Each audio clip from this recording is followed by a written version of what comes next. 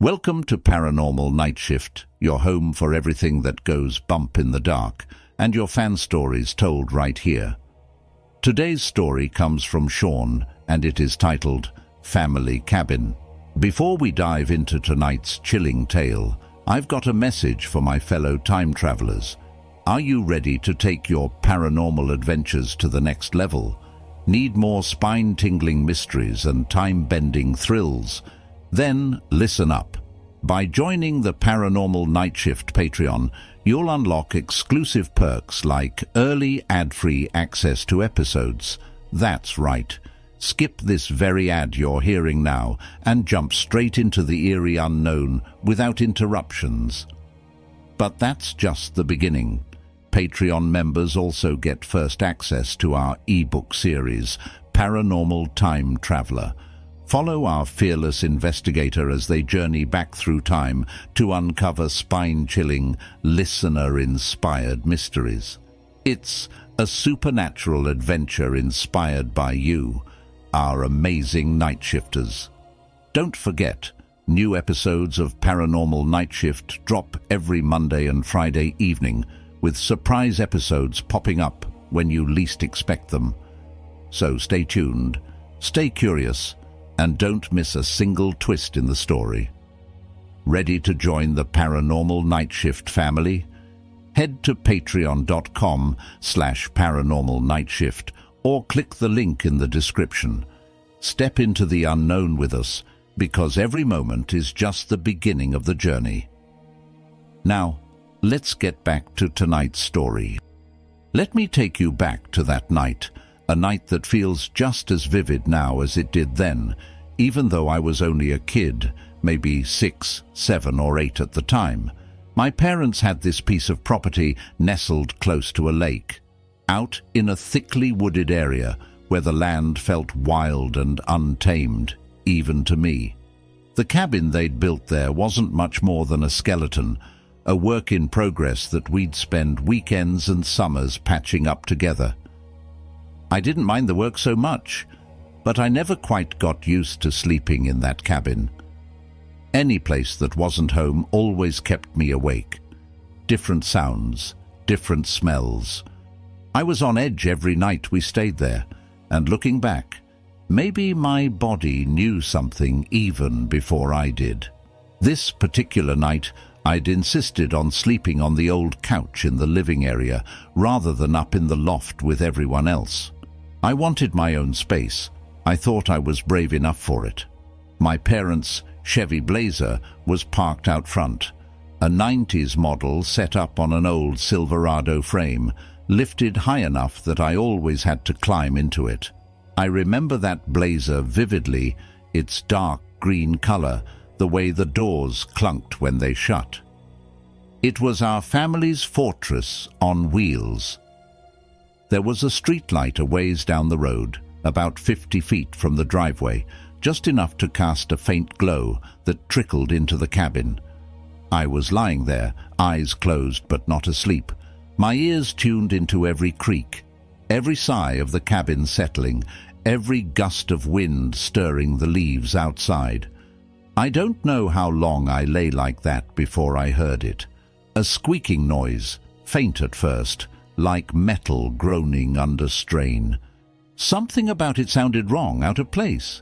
It was the kind of sound that made the hair on the back of my neck stand up, something that didn't belong out there in the middle of the night.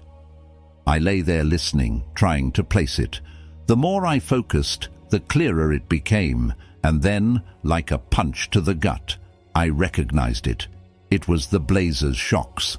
I knew that sound well. I'd heard it 100 times as the truck rocked and shifted when we climbed in or out. But why was it creaking now? My parents were asleep in the loft. No one should have been near it. My stomach twisted as I stared up at the dark ceiling, every nerve in my body on high alert. I could see the faint glow from the streetlight casting shadows across the room, and there, at the very bottom of the blinds, I noticed a shape. A shadow shifting across the thin slice of light on the floor. I knew I shouldn't look. that whatever was outside was nothing I wanted to see.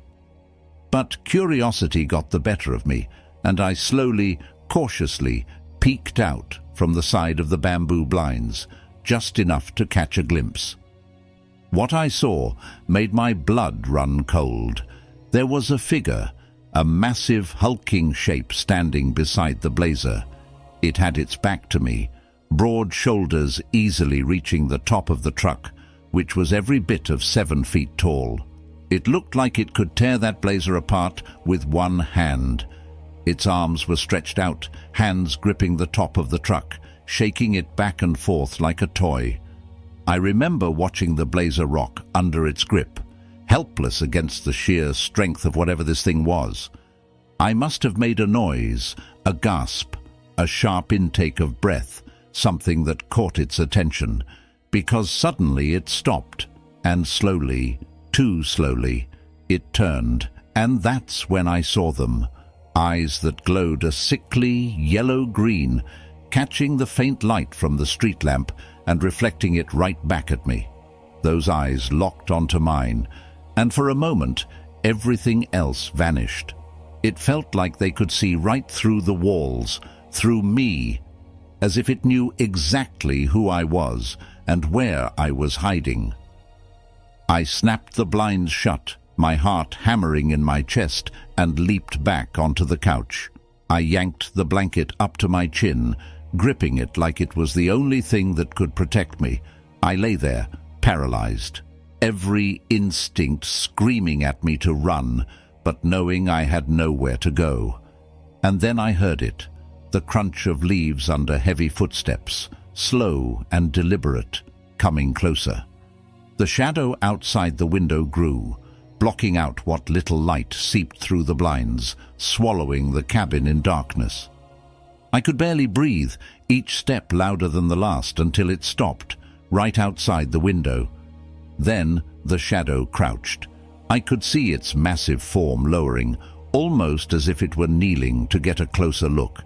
The air felt thick, oppressive, as though the cabin itself was holding its breath. And then tap, tap, tap. The sound of something solid, thick fingers, maybe claws, gently tapping against the glass. It was almost mocking, as if it knew I was there, shivering under the blanket, and wanted me to know it could reach me if it wanted. I squeezed my eyes shut, silently pleading for it to go away, whispering in my head over and over, "Please leave, please leave." The tapping continued, soft but insistent, each one a reminder that I was trapped. A small child, separated from this thing by a mere pane of glass. I could feel tears pricking at the corners of my eyes, but I didn't dare make a sound. Then, finally, there was silence. I waited, holding my breath, straining to hear anything, and then there it was. A snort, low and guttural, almost like it was frustrated. Then the sound of leaves crunching as it moved away, each step fading a little more, until there was nothing left but silence. I don't know how long I lay there, rigid and terrified, before I finally drifted off. It was only 5 or 10 minutes, but it felt like an eternity. When morning came, I didn't say a word about what I'd seen. I didn't know how to explain it. And honestly, I didn't want to. Some things are better left unspoken, and this was one of them. After that night, I never slept in the living area again. Every time we came back to the cabin, I'd climb up into the loft with the rest of my family, close enough to hear them breathing, close enough to know I wasn't alone. I don't know if that thing ever came back, but I never forgot it. Those eyes, that tapping, it's as clear in my mind now as it was that night, and I've never told anyone about it. Until now. With that being said, Shaun, thank you so much for your story. Remember, if you want to support the show, head on over to our Patreon page.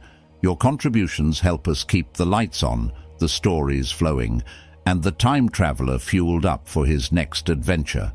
But hey, if you can't support us financially, no worries. Just sharing the show with a friend or rating us on your favorite podcast platform goes a long way.